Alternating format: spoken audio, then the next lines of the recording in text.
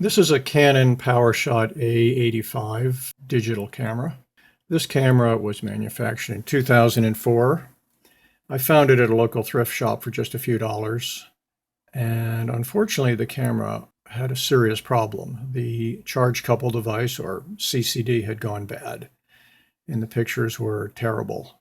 I made a separate video about how to repair this camera, specifically how to repair the CCD. I had included in that video a small segment about what I liked about this camera, but the repair video became so long because it is a very involved repair. I decided to split out the what I like about this camera segment into just a separate video.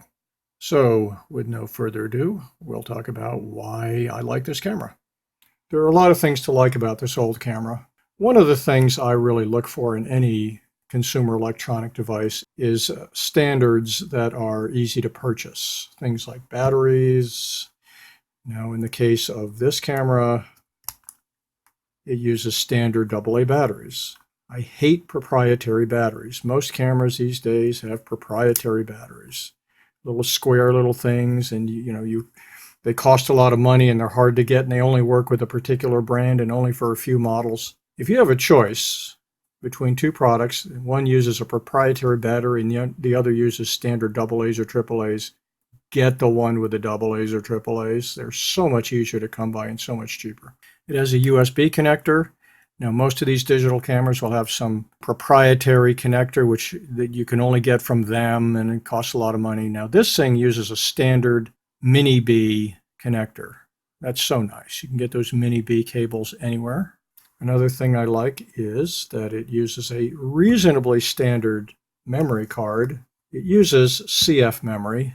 This door is a little hard to get open. You have to give it a real tug there, and it opens this way, and then we have this CF memory card inside. Now, in 2004, CF memory and SD card memory were competing as a standard.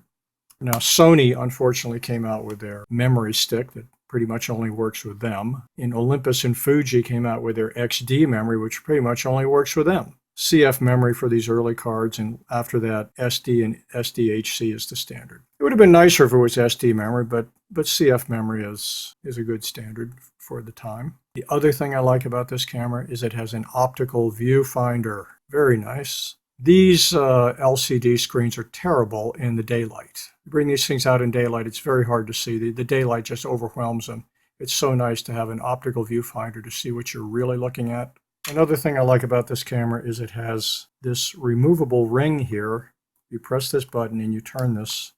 This comes off. What we have here is a threaded receptacle that you can put on an adapter, and you can put different lenses and filters on this camera. That's really unusual for an entry-level digital camera. Turn this camera on. It's a very small LED screen, but it is readable.